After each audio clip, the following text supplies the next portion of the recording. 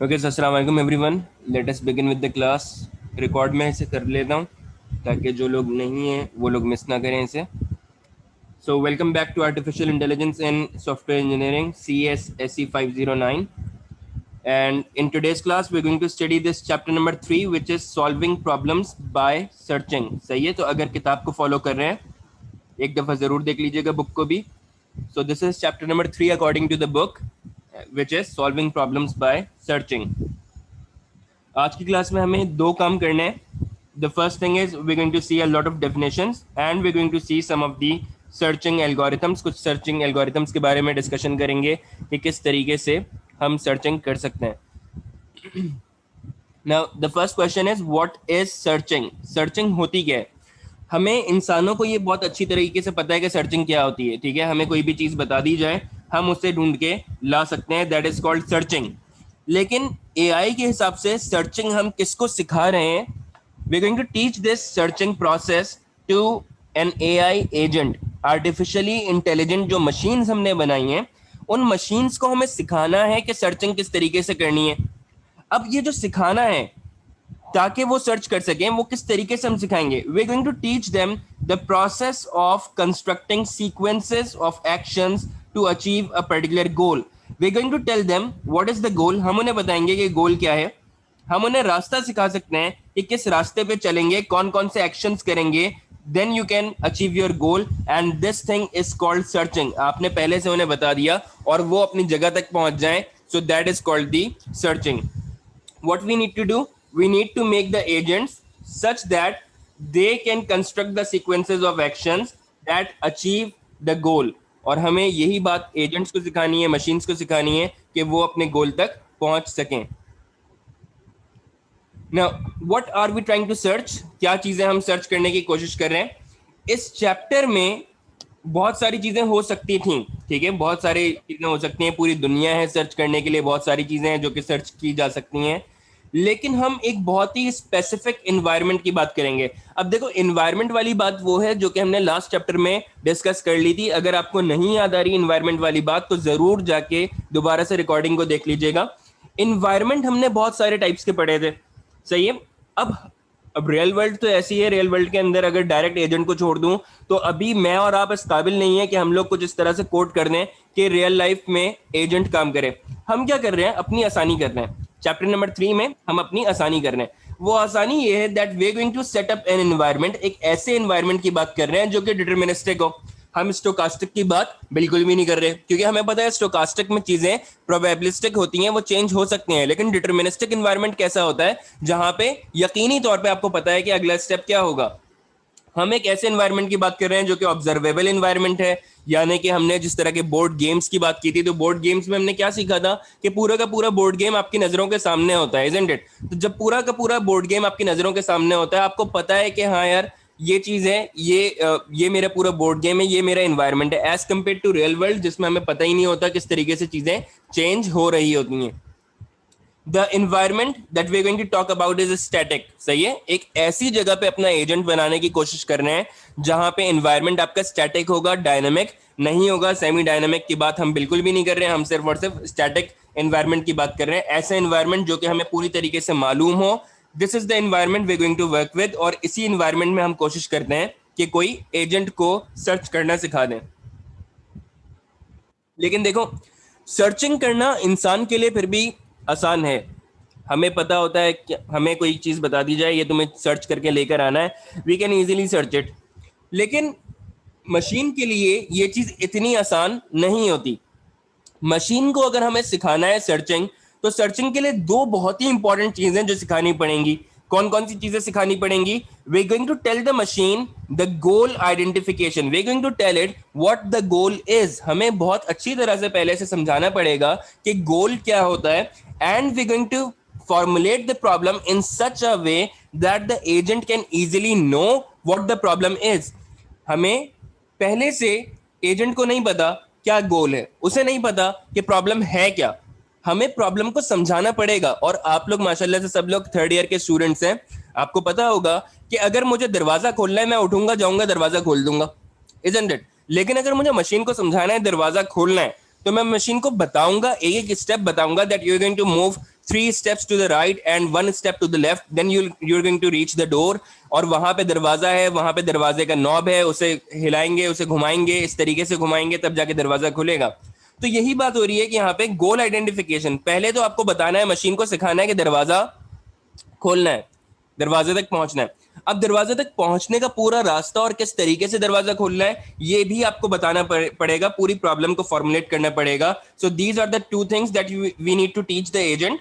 We need to teach it what is the goal, we need to identify the goal, and we need to define the problem in such a way that it is properly formulated for the AI agent. Goal identification की example क्या हो सकती है? गोल identification की example इस तरीके से समझिएगा, जैसे कि हमारे पास है एक 8 पजल प्रॉब्लम. ठीक है, 8 पजल प्रॉब्लम क्या होती है? फॉर एग्जाम्पल हमारे पास एक पजल है और उसके इस तरीके से इसमें टाइल्स होते हैं, कुछ मार्क टाइल्स होते हैं, कुछ एक अनमार्क टाइल होगा इसके अंदर. तो ये मैंने बना दिया एक पजल. अब ये जो पजल बनाया है ये टेढ़ा मेढ़ा नजर आ रहा है, ठीक है, अरेंज्ड नहीं है. ये है आपके पास स्टार्ट स्टेट, इसकी स्टार्ट स्टेट होगी. गोल आइडेंटिफिकेशन क्या है? गोल आइडेंटिफिकेशन ये है कि मैं मशीन को बताऊंगा कि तुम अगर बहुत सारे एक्शंस करो, बहुत सारे एक्शंस करने होंगे, यहाँ पे right left up down move करना होगा टाइल्स को, तो फाइनली आप गोल स्टेट में पहुंच सकते हो. अब गोल आइडेंटिफिकेशन क्या है? गोल आइडेंटिफिकेशन ये कि मैं इसे बता दूं कि गोल स्टेट क्या होगी. वो इस तरीके का अरेंज्ड पजल नजर आएगा जिसे मैं कह सकता हूं this would be your goal state. तो इस तरीके से मैंने इसे बता दिया कि आपको इस चीज को सर्च करते करते फाइनली इस लेवल पे पहुंचना है कि आपने ये गोल स्टेट अचीव कर ली. So this is the goal, this is goal identification. इस तरीके से हमने गोल आइडेंटिफिकेशन करके बतानी होगी. लेकिन पूरी प्रॉब्लम को ही फॉर्मुलेट कर देते हैं, सिर्फ गोल को क्यों बताएं? पूरी की पूरी प्रॉब्लम ही समझा देते हैं कि पूरी प्रॉब्लम में क्या होना चाहिए. तो प्रॉब्लम फॉर्मुलेशन के अंदर 5 स्टेप्स हैं जो कि हमें पूरे करने होंगे. प्रॉब्लम बतानी है आपको, आपको समझाना है एजेंट को कि भाई मसला है क्या, मसला सॉल्व तो करना है लेकिन मसला है क्या ये हम बताएंगे. तो सबसे पहले मैं क्या बताऊंगा? उसे इनिशियल स्टेट बताऊंगा. इनिशियल स्टेट क्या है? यहाँ पे मैंने बता दी कि भाई इनिशियल स्टेट आपकी ये स्टार्ट स्टेट है.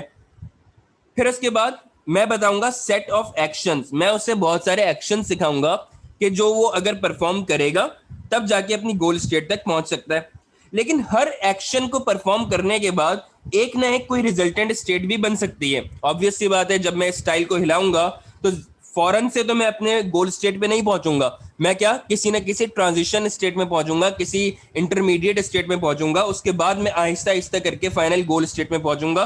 तो मैं जो भी एक्शंस परफॉर्म करता हूं उन एक्शंस के बाद कोई ना कोई एक नई स्टेट फॉर्म हो जाती है जिसे मैं ट्रांजिशन मॉडल कहता हूं या मैं इसे रिजल्टेंट स्टेट कह सकता हूं. इसके अलावा फाइनली एक गोल होगा हमारे पास और फिर हर एक लेवल के ऊपर एक पाथ कॉस्ट भी हो सकती है. पाथ कॉस्ट का मतलब क्या है कि एक टाइल अगर आप घुमा रहे हैं तो वो क्या है 1 यूनिट कॉस्ट है उसकी. सही है. तो इस तरीके से हम डिफरेंट अपनी मर्जी से पाथ की कॉस्ट को बना सकते हैं. The environment of the problem is represented by state space. State space अभी आपको सॉल्व करके दिखाता हूं कि state space किस तरीके से बनती है, तो आपको समझ में आ जाएगा कि प्रॉब्लम को अगर आपसे सवाल पूछा जाए, प्रॉब्लम को फॉर्मुलेट करना है तो उसे कैसे हम करेंगे represent. We are going to represent the problem formulation by state space. तो स्टेट स्पेस वो तरीका है जिससे मैं प्रॉब्लम को फॉर्मुलेट करूंगा, जिससे मैं बताऊंगा कि प्रॉब्लम क्या है. मतलब आप ऐसे थोड़ी लिखने जा रहे हैं मशीन के लिए कि हाँ भाई ये मसला है. आप क्या करेंगे, कोई एक तरीके से रिप्रेजेंट करेंगे. वो तरीका क्या है? स्टेट स्पेस कहलाता है. फाइनली सॉल्यूशन क्या चीज होती है? सॉल्यूशन का मतलब है a path through the state space from initial state to goal state is called the solution.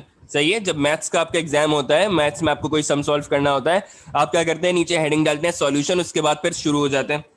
अब ये जो सॉल्यूशन है उसमें आप क्या बता रहे होते हैं? आप एक के बाद एक स्टेप बता रहे होते हैं कि कौन सा स्टेप है, उसके बाद नेक्स्ट स्टेप है, उसके बाद नेक्स्ट स्टेप है, उसके बाद जाके आप फाइनली अपने गोल पे पहुंचते हैं. वो गोल आपका आंसर होता है. तो यही बात एजेंट के लिए भी है. इनिशियल स्टेट से लेकर गोल स्टेट तक पहुंचना, इस पूरे रास्ते को हम क्या कहते हैं? इस पूरे रास्ते को हम सॉल्यूशन कहते हैं.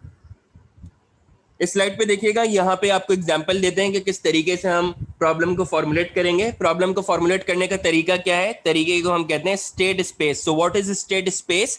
State space is the way of representing the problem. अपनी प्रॉब्लम को लिखने का एक तरीका है स्टेट स्पेस का। क्या क्या चीजें आएंगी, बहुत आसान करके आपको बताता हूं कि मैं लिखूंगा यहाँ पे स्टेट स्पेस, और स्टेट स्पेस के बाद मैं एक सेट बना रहा हूं यहाँ पे। इस सेट में क्या कुछ आएगा? इसके अंदर आएंगी सारी स्टेट्स, कॉमा सारे एक्शंस को लिख देंगे इसमें। तो स्टेट्स आ गई, एक्शंस आ गए, कॉमा इसके अंदर सारी रिजल्टेंट्स को लिख देंगे हम, रिजल्टेंट स्टेट्स से, कॉमा इसमें हम कॉस्ट को लिख देंगे। अगर ये कुछ चीजें अगर हम लिख दें तो ये मेरा स्टेट स्पेस बन जाता है। जैसे कि अभी आपको क्या बताया मैंने आपको बताया 8 पजल प्रॉब्लम। तो 8 पजल प्रॉब्लम में मेरी स्टेट्स कौन कौन सी हो सकती हैं?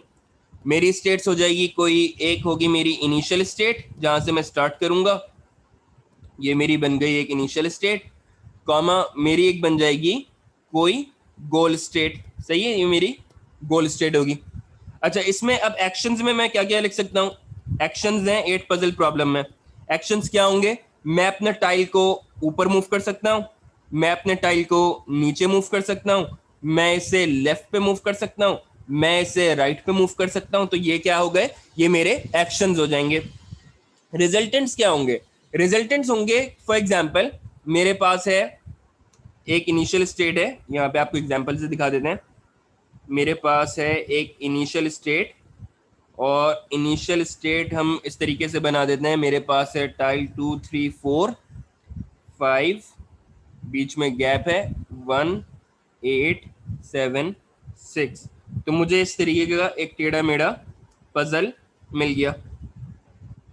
अब मैं इस पे करता हूं कुछ एक्शंस परफॉर्म। ठीक है, एक्शंस परफॉर्म क्या क्या हो सकते हैं? मैं 3 को नीचे की तरफ मूव कर सकता हूं, मैं 1 को लेफ्ट की तरफ मूव कर सकता हूं, मैं 5 को राइट पे मूव कर सकता हूं, या मैं 7 को ऊपर की तरफ मूव कर सकता हूं। सही है, लेट्स सपोज मैं एक एक्शन लेता हूं, और मेरा एक्शन क्या है? मेरा एक्शन है, एक्शन नंबर 1 है मेरा कि मैं इसे राइट की तरफ मूव करना चाहता हूं। अगर मैं इसे राइट की तरफ मूव करता हूं तो अब क्या बन जाएगा? 2 3 4 अपनी जगह पे, 5 आ गया सेंटर में, 1 8 7 6, और ये वाला जो टाइल है वो एक खाली रह गया। ठीक है, तो राइट पे मूव किया, अब कुछ इस तरीके से शक्ल नजर आ रही है मुझे। ये क्या है? ये this state is called my resultant state. अगर मैं राइट की तरफ मूव करूंगा तो मेरी जो रिजल्टेंट स्टेट बनेगी वो कुछ इस तरीके की बनेगी। अब रिजल्टेंट स्टेट तो बहुत सारी बन सकती हैं, मैं राइट पे मूव करूं, लेफ्ट पे मूव करूं, मैं अप मूव करूं, डाउन मूव करूं। तो ये सेंट्रल टाइल है मेरा, मैं 4 तरह से इसे मूव कर सकता हूं। 4 तरह से मूव करूंगा तो 4 डिफरेंट रिजल्टेंट स्टेट्स यहाँ पे बन सकती हैं। I hope it's clear to everyone.